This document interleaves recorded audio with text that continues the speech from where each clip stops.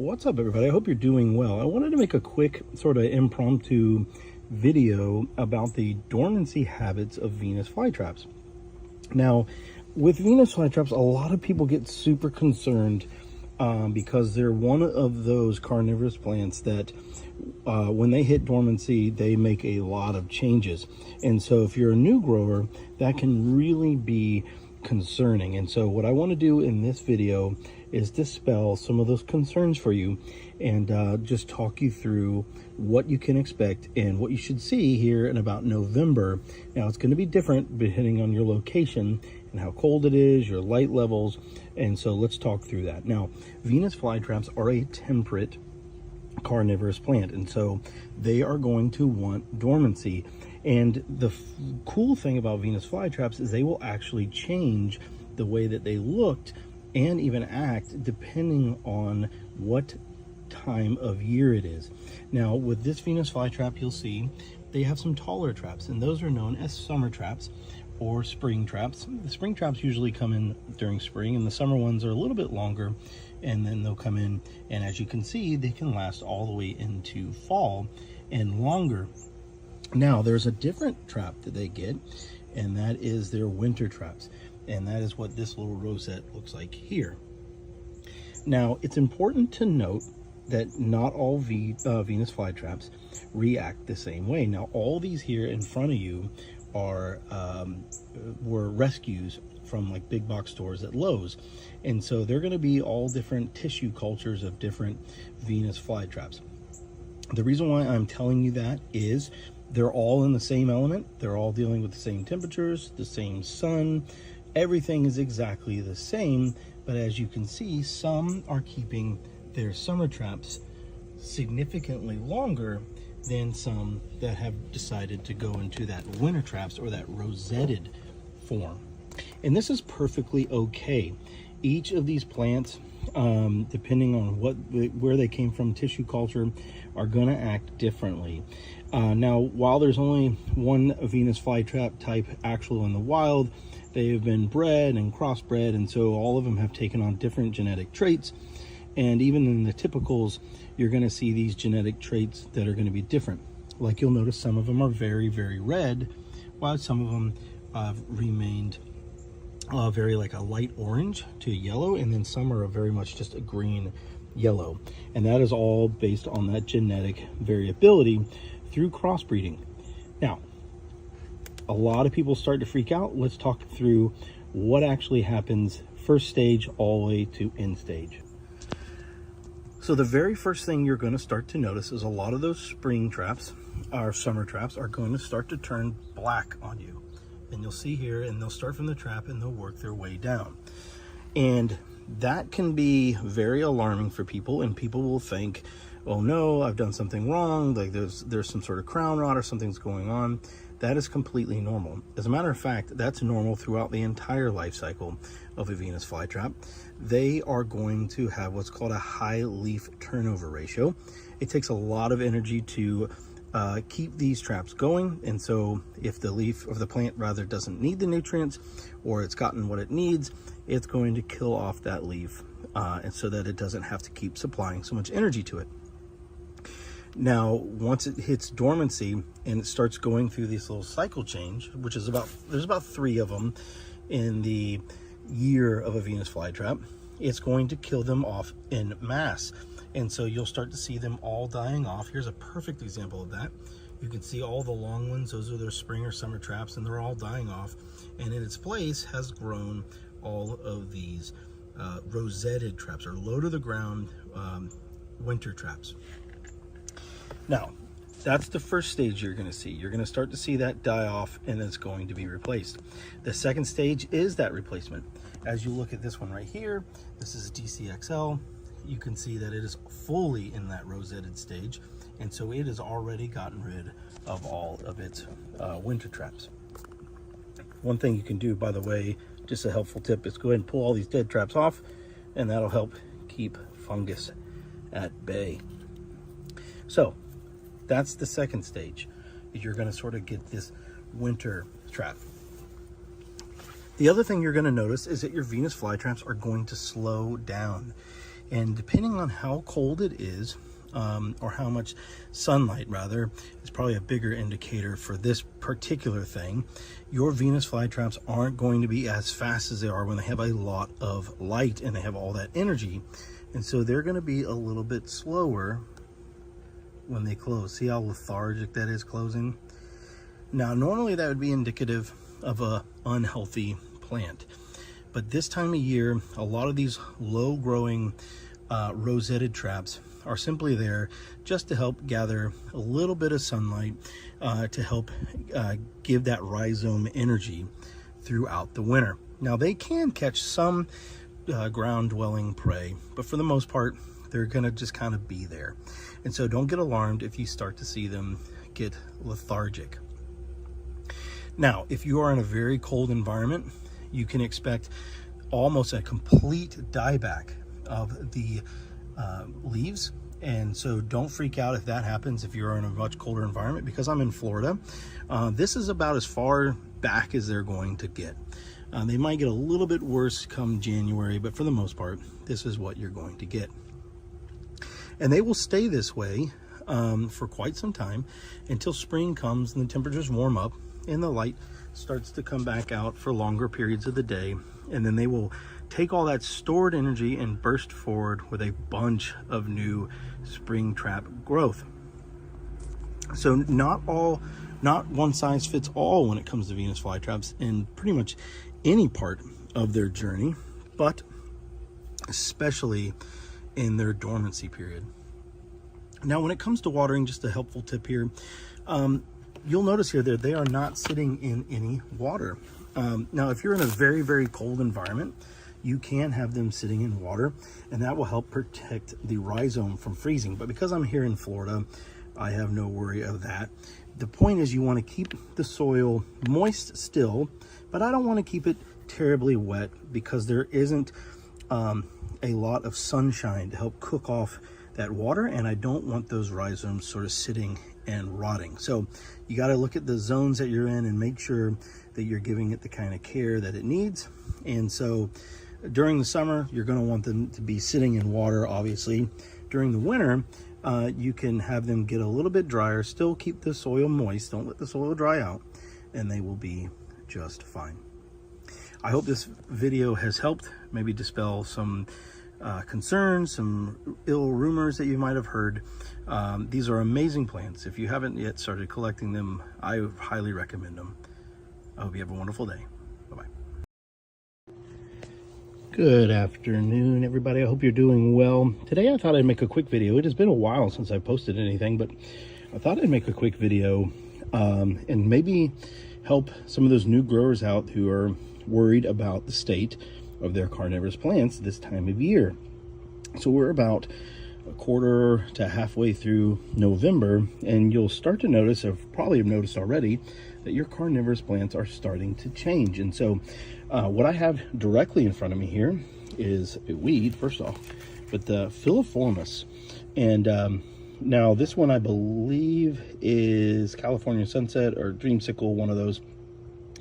But as you can see, if you're a new grower, this would be freaking you out, right? Because for all intents and purposes, this plant looks dead, especially when you have some others like Banana that are still growing. This in front of me is Longifolia, a different type of what's called a utricularia carnivorous plant. But so not all carnivorous plants go dormant. The ones that do are called intermediate, and the two here, the Flyformis and the Banana, are in fact intermediate and will go dormant. However, what I want to do is help you through some sort of fears that you might have.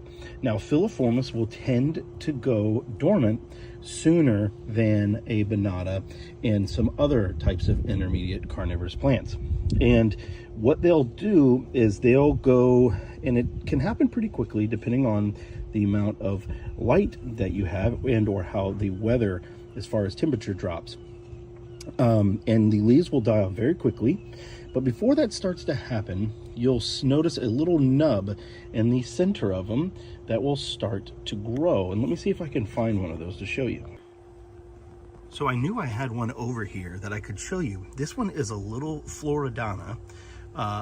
This is a baby. This is a filiformis that has not gone dormant yet. But you'll notice right there in the center is this little fuzzy ball that's starting to grow. That is called a hibernacula.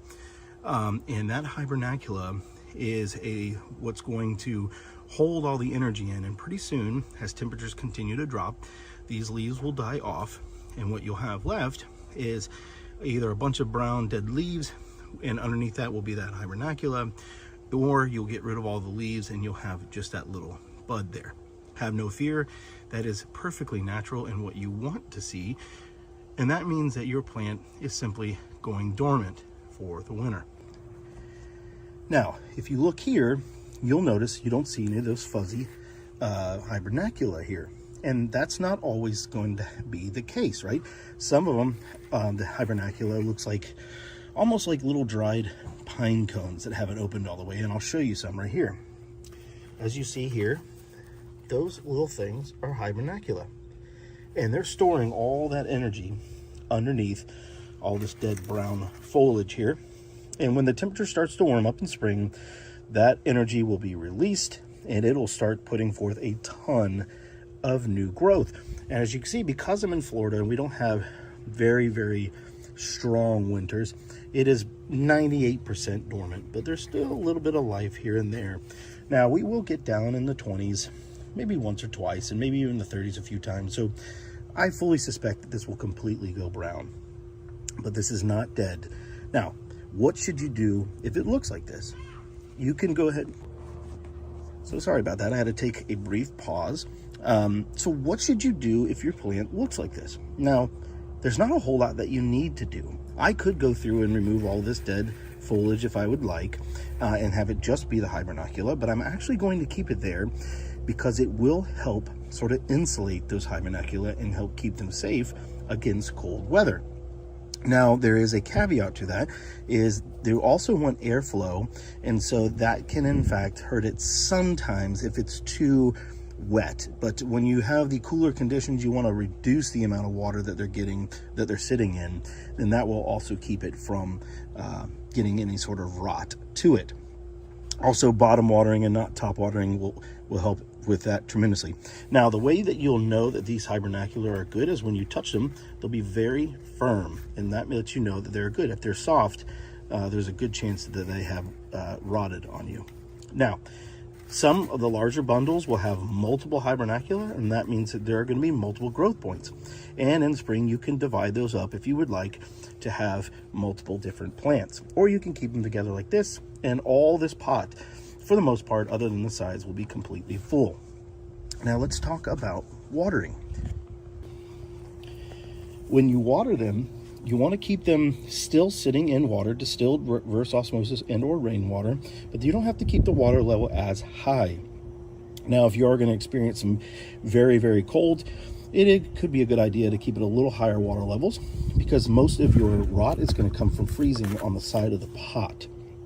But for the most part, you don't want them sitting in deep water for long periods of time. Just have them in a good amount of water to keep the soil moist, maybe about an inch or two. And other thing to note is not all your plants are going to go dormant at the same time, and that's okay. Bananas will tend to hang on longer, and if you're living in Florida like I do, they may not go dormant at all. They tend to do better with skipping dormancy than other intermediate plants. Well, I hope that this has helped maybe assuage some of those concerns that your filiformis is not dead, but in fact just going dormant for the winter, and this is following that life cycle that it has evolved to do. The first one we have to talk about is Drosera filiformis, also known as the threadleaf sundew. Now, if you'll remember, as it starts to go into dormancy, it will form these little sort of pine cone looking things called hibernacula, and that is what is holding all the nutrients. Now, it will stay that way for a few months depending on where you live, but soon you'll have them to start opening up in the middle and show a little bit of green and then a little bit more, and pretty soon you'll have little tendrils starting to unfurl and you will start having full-blown leaves coming out. Now, these are usually the first ones to go to sleep and the first ones to wake up. So this will be a good indicator, an early indicator rather, of springtime coming in your area. Now let's talk about the Venus flytrap. So in front of you here, I have a brand new division, but I'm going to show you this because one of the first things you'll notice for the Venus flytrap are these little tiny looking asparagus or cauliflower things in the middle, and those are the flower stalks. Oftentimes will be the first thing that they pop up. Word to note, if you have a small Venus flytrap like this, go ahead and cut that flower stalk off so that it puts all of its nutrients from that rhizome into growing you new growth. Now what you have in front of you here is a brand new division from a Venus flytrap. The reason why I'm showing you this is you'll see right in the middle of it, there's this little asparagus looking thing or cauliflower looking thing. That is the flower stalk. That's often the first indication that it's starting to come out of dormancy. Word to note, if you have a small little Venus flytrap like this, go ahead and cut that off so it'll put all of its energy into its trap and not into the flower stalk. Now the next sign is a little bit more subtle, but you'll start to notice all these little fly traps starting to open up and rosette from the middle of the plant. Now it may have some of these that it sort of just holds throughout the winter, but you'll really start to see them pick up and start to open up, and pretty soon spring traps will start to emerge. Now arguably probably the most dramatic of plants to break from dormancy are Drosera bonata. You see, they will die back completely to the ground depending on where you live, and for all intents and purposes they will look completely dead. But when springtime arrives, very rapidly they will start to unfurl their leaves like ferns here, and they will grow at extreme pace. It will be probably another week or so, and this will be completely unrecognizable. So before I show you a little bit more, let's talk about when will your plants come back awake. Depending on where you live is going to make a big determination on that. I'm here in Florida, and so the temperatures are already mild, so we're going to have a much shorter dormancy. But if you live somewhere that it gets freezing cold, there's a good chance it's going to take a little longer. Places on the East Coast tend to start seeing dormancy breaks sooner, the West Coast tend to see dormancy breaks sooner than on the East Coast. But here in Florida, it's pretty much tropical all year round, and so we're the exception to the rule.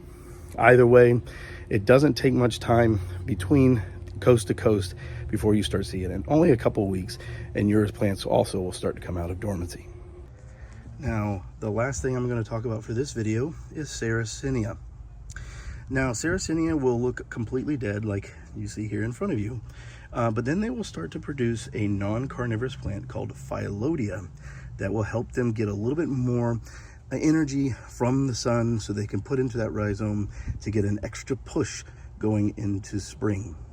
And one of the first things that you're going to notice are flower stalks. Now, all these plants in front of you are very young, and so the chances of them flowering are not high, if completely zero.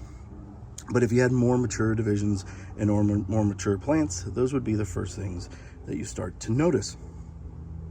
One thing you can do to help your growth is go ahead and cut back some of the dead pitchers to give them room to grow that Phyllodia and their flower stalks. I hope you've enjoyed this quick video on what to look for. It seems more scary, more complicated than it is. These plants have evolved over millions of years to develop this routine, this pattern, and they'll show you very quickly that they know what they're doing. And these plants will quickly go from looking completely dead to full of life in just a matter of weeks. All right, before we begin, I will say that the neighbor is doing some construction, so there might be some ambient noise, but we will work through that. Now, before we get started, every plant is going to have its own sort of pace in the way that it comes out of dormancy. You can have them right next to each other, and I'll show an example of that. And they could be vastly different in the speed in which they come out of dormancy. And also, depending on where you live, is going to determine when and how they come out of that dormancy. But without further ado, let's get into it. And the first thing we're going to look at is right here in the foreground is the Drosera filiformis. Now, if you'll remember from other videos, they have what's called a hibernacula, and that is what stores all their energy while they sleep during the winter. And just about a week ago, they started to break dormancy, and you can already see that they are growing crazy. And they even have a flower stalk that is starting to grow. So they waste absolutely no time coming out of dormancy, and they will grow very rapidly. It will only be about a couple of weeks, and they will be full size. The other ones that make a very fast approach are the bonatas. Bonatas grow very quickly out of dormancy, and they are different than filiformis. They will look completely dead. It will just be soil. But then all of a sudden, they will spring forth very rapidly and develop new growth. Now, it's one thing to note here is they, right out of the gate, will catch prey in abundance. And as you can see here, they have already started doing so. And that is going to help them sort of burst that energy forward and ensure that they are growing as fast as possible. Now, I mentioned that not all plants grow at the same pace. What you have here are all filiformis, all the same plant that I've taken divisions of, and they are all within feet of each other. And you can see here, some are just starting, some are well on their way with a flower stalk, some are sort of middle of the road, and others haven't even broken dormancy with their first leaf yet.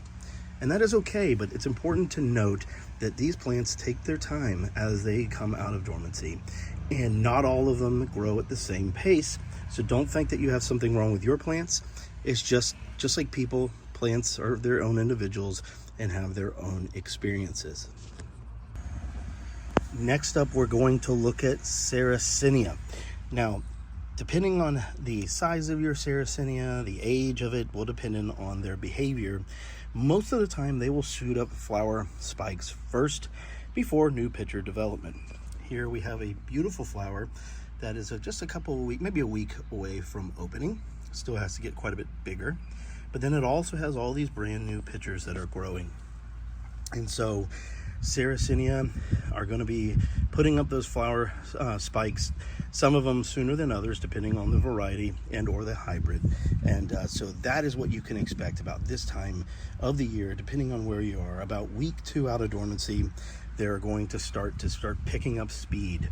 And you can see here, before they even get started, you'll start to know where they're going to come from, because they'll develop these little rhizomes, these little spikes that are going to eventually become leaves. And just like everything else, there's not ever just an easy answer or a one-size-fits-all. Not all Sarracenia are going to grow at the same speed. This is purpurea, and it tends to be more of a later starter, but it also keeps its pitchers longer. But even they are getting in on some of the action here with some brand new pitchers. Now, it will be some time before they develop a flower stalk, but just know that your Sarracenia purpurea are going to take a little bit longer. Same thing with Psittacina. They're, for all intents and purposes, it is very much still asleep.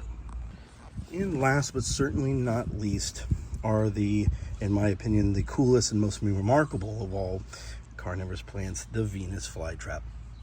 Now, their response coming out of dormancy is going to be a little bit more muted than some of your other carnivorous plants. But you're going to start to notice that they're going to start producing these little sort of leaves from the center, little leaves from the center, and they are going to start growing those at a much faster rate. And also, before they do that, and sometimes just along the same amount of time that they do that, they're going to start putting up flower spikes. And so, depending on the size, like these small little ones, I will cut that flower stalk off so that it can put all of its energy in growing its plants. But then you'll also start to notice it growing out new divisions. And so here we have new plants that are growing, ones over here as well. And so those will continue to grow out. And a lot of the energy will be put into those as opposed to the others. And before long, let's see if I have one that's over here. You will start. I'm going to pin the camera over here. These are all babies. You will start to get spring traps that are coming forth. And so during dormancy, or right before dormancy, they'll start produce these lower ground hugging traps. But during this time, they'll start putting forth these big spring traps. And so they're going to grow very tall, very erect, and will be coming out in quite a large quantity here in the next coming weeks. And just for fun, here is another look at Bonata.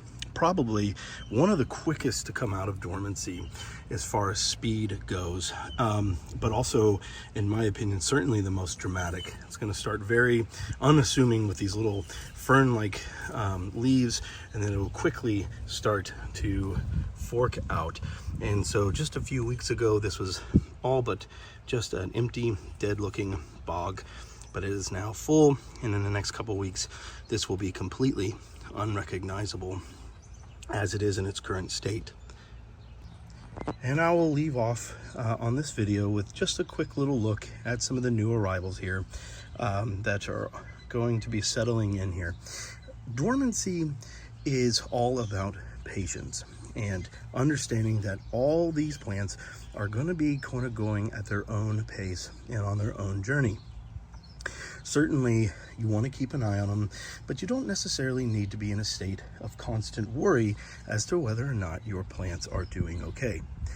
Now, they are, if you start getting weeks, if not a month into it, and they're still not growing, you may want to start to look at a few things. You don't need to feed them during this time, as they've had plenty of energy stored up in their rhizomes to help them through and to give them that push. Certainly, feeding them won't hurt the situation. By this point, you should have already divided them and got them settled in so that you're not causing any more stress to them as they grow. Here's the Southwest Giant. Look at that, how beautiful that one is, unfurling. But in all, this is a wondrous time of the year, a very exciting time of the year to be a carnivorous plant owner. And so this is just reason 1,000,000 why you should have these remarkable plants in your collection. I hope you've enjoyed this video and you've gotten a lot from it. If you have any questions, don't hesitate to ask. And as always, I hope you have a wonderful day and a wonderful week. See you soon.